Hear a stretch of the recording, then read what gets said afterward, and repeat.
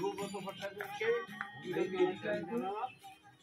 তার এই বক্তব্য রাখার জন্য। এখন আপনাদের সামনে বলবেন আমাদের এই অঞ্চলের বিশিষ্ট সমাজসেবী এবং এখানকার ভূমিপুত্র চক্রবর্তী মহাশয়। বন্ধুগণ, প্রথমে আজকের দিন এতক্ষণ পর এলো যে জন্য পালিত হচ্ছে, আজকের দিনে যারা উৎসর্গ করেছেন, যাদের জীবন আত্মবলিদান দিয়েছেন, সশ্রদ্ধ প্রণাম এবং নমস্কার জানাচ্ছি। তার সাথে সাথে আমার এই এলাকার, আমার থেকে যারা বয়স্ক, আমার থেকে যারা সম্মানীয় ব্যক্তি এবং আমার সমবয়সী বা আমার সন্তান সুলভ যারা আছে, তাদেরকে ভালোবাসা এবং বড়দের প্রণাম এবং নমস্কার, আমার সমবয়সীদের শুভেচ্ছা জানিয়ে দু চার কথা বলেছেন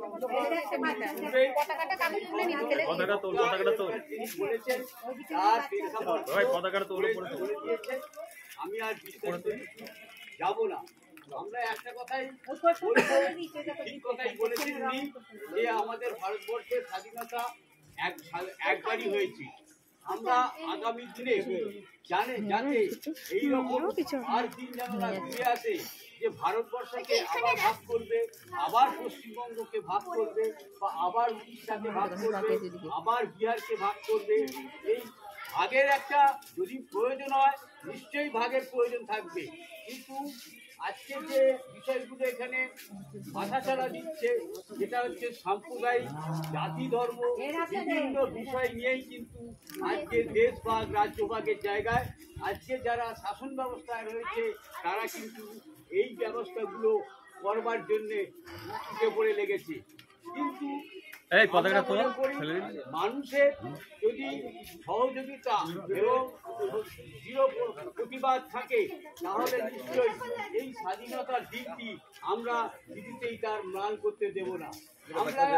আপনারা নিশ্চয়ই অবগত আছেন যে বিগত কিছুদিন আগে আমাদের একটা জায়গা, পশ্চিমবঙ্গের মতো জায়গা, যেটা খুব শান্তি শৃঙ্খলা বা সব ধর্মের, সব সম্প্রদায়, সব বর্ণের মানুষ এখানে বসবাস করে, তার সত্ত্বেও আজকে এখানে কোনো অরাজকতা দেখা যায়নি।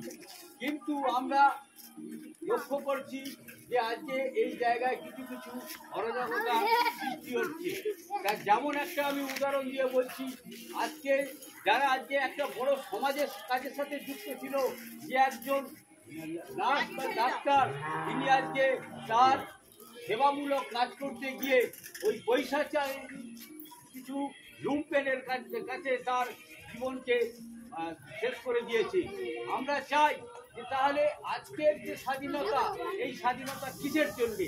আজকে যে আমাদের যারা দেশ সেবা করছে, যারা আজকে শিক্ষক দিবস শিক্ষা করছে, তারা যে এইভাবে তাদেরকে অকালে প্রাণ বলিদান দিতে হবে, আমরা এরকম স্বাধীনতা চাইনি। আমরা বলতে চাইছি যে এইরকম ধরনের জিনিস যেন পুনরাবৃত্তি না হয়, যেন আগামী দিনেও যেন না ঘটে। এবং এই আবেদনটা শুধু আমি পশ্চিমবঙ্গের ক্ষেত্রে বলবো না, আমি এই আবেদনটা করছি সারা ভারতবর্ষের যতগুলো রাজ্য আছে, ততগুলো রাজ্যেই যেন এইভাবে ঐকান্তিক এবং সহযোগিতায় ভাবে চলে। এই দু চার কথা বলে সকলকে আবার শ্রদ্ধা, নমস্কার, ভালোবাসা এবং শুভেচ্ছা জানিয়ে আমাদের দাঁড়িয়ে আছে তাকে আমার কথা শেষ করলাম। নমস্কার।